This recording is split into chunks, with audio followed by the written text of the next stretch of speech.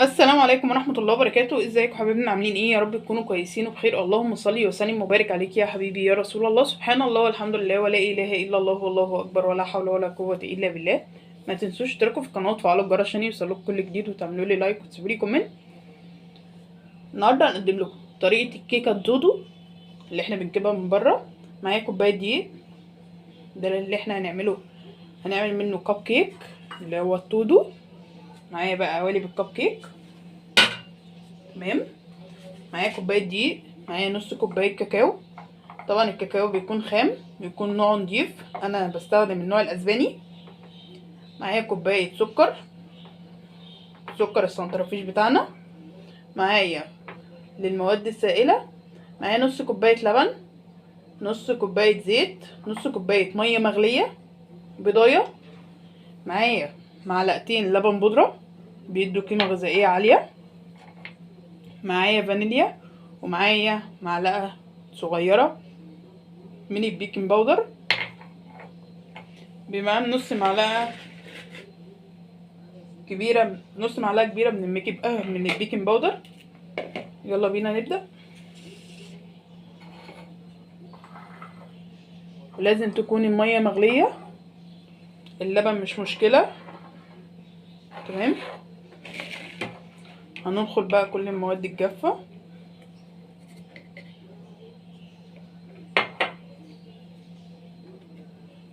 اللهم صل وسلم وبارك عليك يا حبيبي يا رسول الله. سبحان الله والحمد لله ولا اله الا الله والله اكبر ولا حول ولا قوه الا بالله.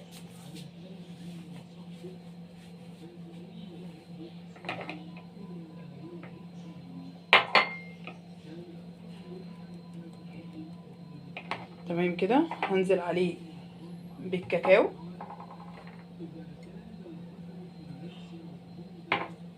تمام، اللهم صل وسلم وبارك عليك يا حبيبي يا رسول الله.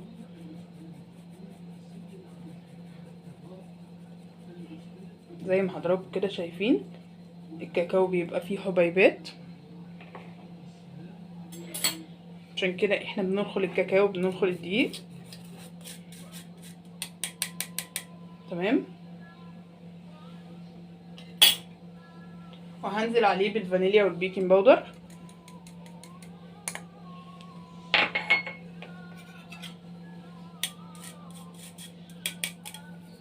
تمام كده، هنزل عليه بلبن البودرة.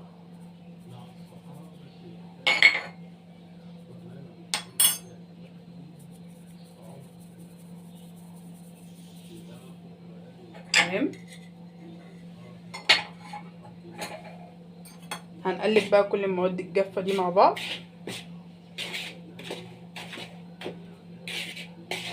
طبعا انا حاطه على الملقه على الدقيق ذره ملح، سنه على الرسول صلى الله عليه وسلم عليه افضل الصلاه والسلام.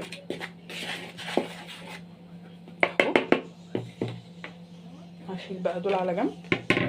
معايا هنا طبق هنزل عليه نص كوبايه من الحليب والبيضايه. احنا طبعا حطينا الفانيليا على الدقيق، مش مشكله. وعليها نص كوبايه الزيت، وعليها نص كوبايه السكر. هقلب بقى كل ده مع بعض.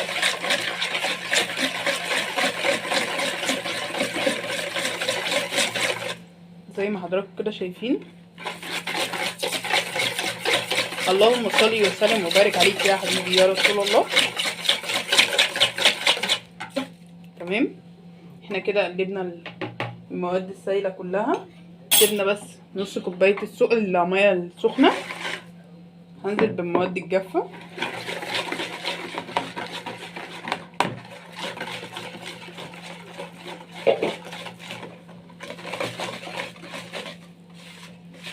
طبعا بنعملها في اتجاه واحد.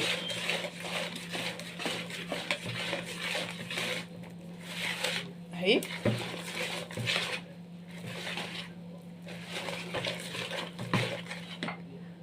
زي ما حضراتكم كده شايفين. هنزل بقى بكوبايه من الميه المغليه، نص الكوبايه.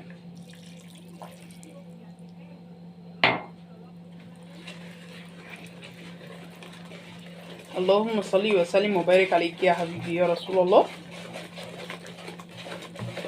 سبحان الله والحمد لله ولا اله الا الله والله اكبر ولا حول ولا قوه الا بالله. اهو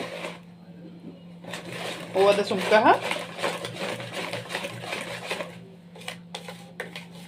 طبعا بنزل كل اللي على الجوانب دي اهو. هو ده سمك الكب كيك. تمام.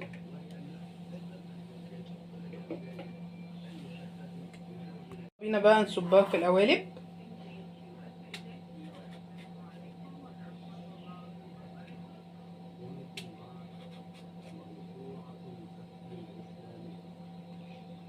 اللهم صل وسلم وبارك عليك يا حبيبي يا رسول الله.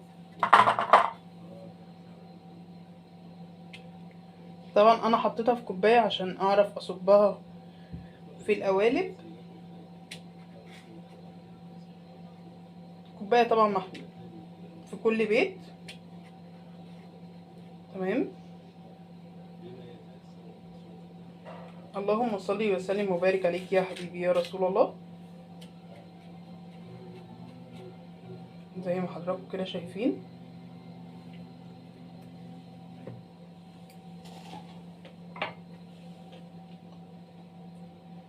تمام.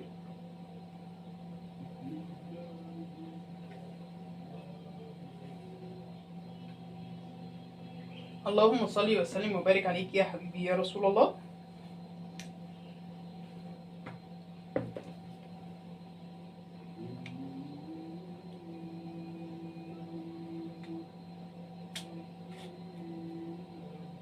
زي ما حضراتكم كده شايفين. طبعا الباقي لو بقى مننا حاجة ممكن نعملها في صينية تانية. لو عندنا صينية تانية، لو ما عندناش ممكن نعملها في صينية عادية. هندخلها بقى الفرن على درجة حرارة 180 على الرف الوسطاني. هتاخد في حدود من 30 ل 35 دقيقة، وبعد كده ارجع لكم تاني. ورجعت لكم تاني يا حبايبي. هنا بقى الكب كيك برد.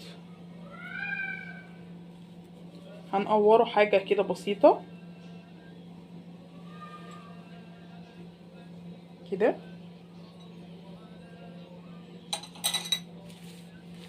انا هنا معايا كريمة هبدأ احشيها اهو.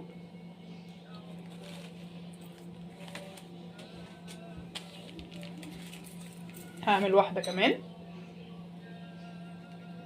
وانا طبعا بسيح شوكولاتة خام على النار في حمام بخار. تمام اهو. تمام كده. هخلص بقى كل الكمية بنفس الطريقة. تكون الشوكولاتة بتاعتنا ساحت، وبعد كده ارجع لكم تاني. ورجعت لكم تاني يا حبايبي. انا هنا معايا شوكولاتة سايحة خام. انا سيحتها على بخار مية. معايا هنا كيكة تودو. هغطسها بقى كده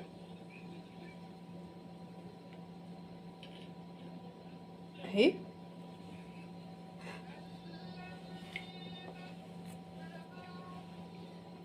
انا دخلتها في التلاجة لمدة 5 دقايق عشان الكريمة تمسك. اللهم صل وسلم وبارك عليك يا حبيبي يا رسول الله. اهي زي ما حضراتكم كده شايفين. انا بغطسها لمدة 3 مرات عشان تاخد كمية مناسبة من الشوكولاتة اهي. هخلص كل الكمية بنفس الطريقة وبعد كده ارجع لكم تاني. وكده حبايبنا الشكل النهائي للكب كيك بتاعنا او الكيكة التودو. هقطع لكم بقى واحدة.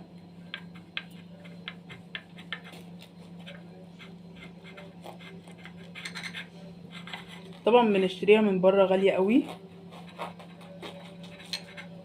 الواحدة فوق 8 جنيه. واحنا ممكن نعملها في البيت، مش مكلفة خالص زي ما حضراتكم كده شايفين اهي. تنفع في اللانش بوكس، تنفع في المدارس، تنفع في الرحلات، تنفع في اي حاجة. اللهم صل وسلم وبارك عليك يا حبيبي يا رسول الله. سبحان الله والحمد لله ولا اله الا الله والله اكبر ولا حول ولا قوة الا بالله. ما تنسوش تشتركوا في القناه وتفعلوا الجرس عشان يوصلكوا كل جديد، وتعملوا لي لايك وتسيبوا لي كومنت. والسلام عليكم ورحمة الله وبركاته.